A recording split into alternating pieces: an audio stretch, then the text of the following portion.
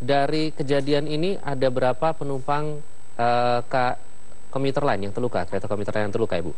Ya, baik di kejadian ini tidak ada penumpang komuter lain yang terluka. Seluruh penumpang selamat dan tidak ada yang mengalami luka-luka. Untuk KRL sendiri, saat ini masih dalam proses evakuasi untuk mengalihkan dari lokasi. Oke, baik. Sejauh ini penanganan di lokasi seperti apa, Ibu? Ya, untuk di lokasi memang tidak dapat dilalui KRL dua arah ya. Artinya jalur 1 dan jalur 2 itu tidak dapat dilalui KRL.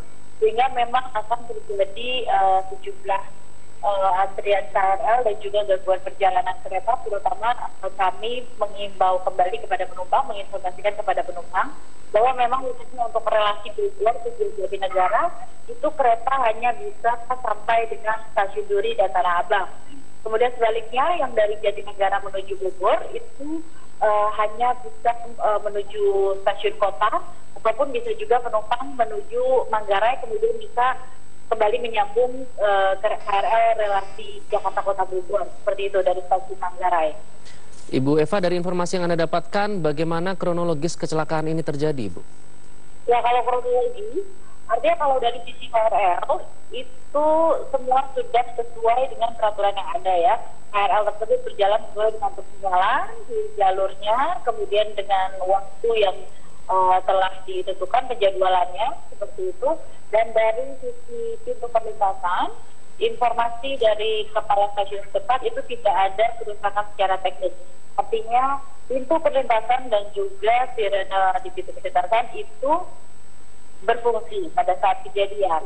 Nah, untuk kronologisnya seperti apa, itu tentunya harus menunggu hasil penyidikan ya. Saya hanya bisa menyampaikan dari sisi KRL. Bagaimana koordinasi dengan pihak kepolisian, Bu, terkait dengan penanganan di lokasi? Ya, tentu sudah berkoordinasi. Di pihak kepolisian itu sudah ada juga di lokasi, kemudian dari Jasa Harja juga sudah ada di lokasi, kemudian dari pihak bus Metro Mini tersebut itu juga sudah ada. Kami mengupayakan dari sisi KRL untuk proses evakuasi KRL-nya. Jalur komuter lain hingga kini masih terganggu, diperkirakan kapan akan kembali normal, Ibu Eva? Ya, kita upayakan tidak selalu sampai 2 jam ke depan ya, karena memang proses evakuasinya agak sulit. Kereta tidak dapat ditarik ke depan karena masih ada Metro Mini yang masih melintang di depannya. Nah, kemudian tadi kami sempat mengupayakan untuk menarik KRL tersebut ke belakang KRL Jatinegara, tapi belum dapat dilakukan seperti itu. Oke, baik. Kemudian bagi para penumpang tadi, Bu, yang di komuter lain yang terkena dampak, ini dibawa kemana, Ibu, sementara? Ya, sejak pukul 8.48 ya pada saat kejadian, itu kan kereta sudah dilangsungkan sampai ke arah peron. Penumpang yang ada di dalam KRL itu semuanya sudah evakuasi dan sudah dialihkan ke kereta selanjutnya ke stasiun Duri pada pukul 9 tadi. Oke, saya ingin konfirmasi, Bu, karena ada berbagai versi ini terkait dengan kronologis kejadian. Ada yang menyatakan bahwa Metro Mini menerobos palang pintu, kemudian berhenti di perlintasan. Kalau dari informasi yang Ibu dapatkan, kronologis kejadian ini, apakah sudah ada informasi dari penjaga palang pintu, Ibu? Kalau kronologis lengkap itu nanti ya, setelah penyidikan ya Mas ya, seperti apanya.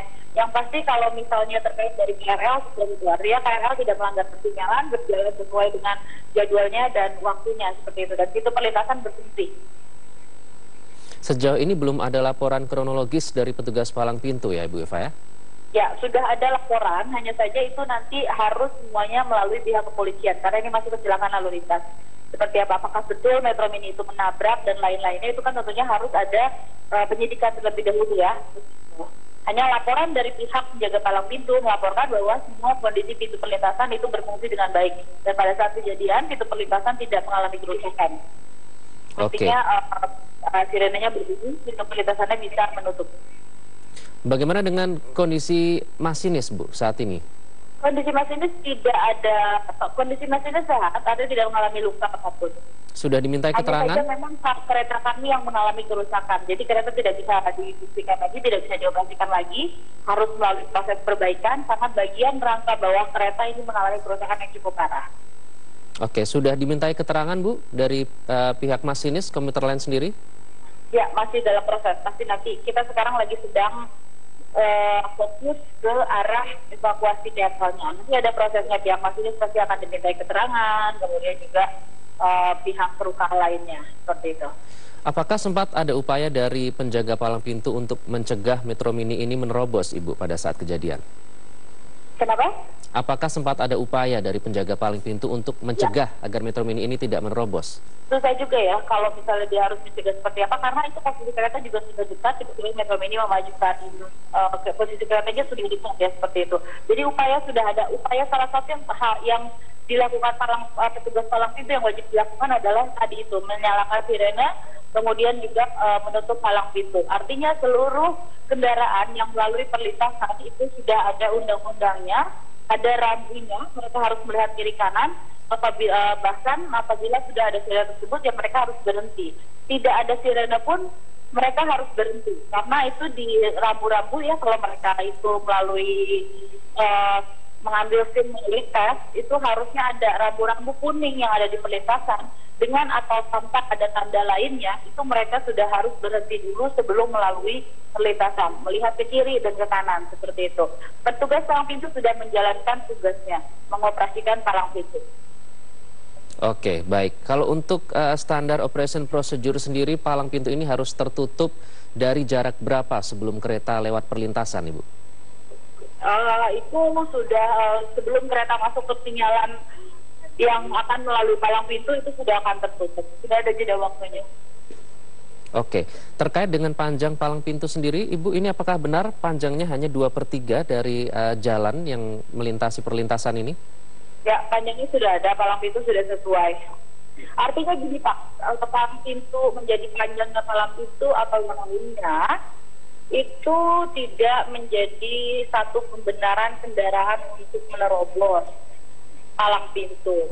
Sirene sudah berbunyi. Artinya ketika palang pintu itu sudah menutup turun, itu artinya akan ada kereta yang mau lewat. Di undang-undang semuanya diatur, bahkan seharusnya perlintasan sebidang ini tidak boleh ada. Perlintasan sebidang ini harusnya dibuatkan flyover ataupun underpass. Seperti itu. Jadi harusnya dibuatkan flyover ataupun underpass oleh Pemda setempat dan pemerintah. Ini memang sehingga kejadian-kejadian seperti ini itu bisa terhindari.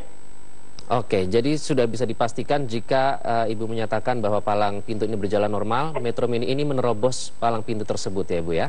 Kita tidak tahu ya apakah kondisinya sengaja menerobos atau ada kejadian lainnya, itu tidak bisa kita ungkapkan saat ini. Nanti bisa keterangannya dari pihak kepolisian. Apakah karena tidak sengaja apa ya, ada yang yang terinjak atau kondisi lainnya. Yang pasti yang bisa saya jelaskan adalah yang kita pastikan sirene dan palang pintu itu berfungsi dengan baik. Sudah ada perkiraan kerugian, Ibu, dari kejadian ini? Kerugian dari kereta sendiri tentunya kalau untuk dari sarana mungkin di atas 50 juta ya. Nah terus kemudian pasti karena banyak perangkat di rangka bagian bawah itu yang mengalami kerusakan. Nah terus kemudian kerugian lainnya ya artinya dalam kondisi pelayanan tidak bisa mengangkut penumpang ya di sebagian jalur seperti itu. Tentunya pelayanan terganggu. Oke, baik. Konfirmasi sekali lagi, jadi palang pintu yang sudah ada beserta sirine dan petugas palang pintu ini sudah berjalan sesuai dengan prosedur, Ibu Eva? Ya, betul. Baik, terima kasih.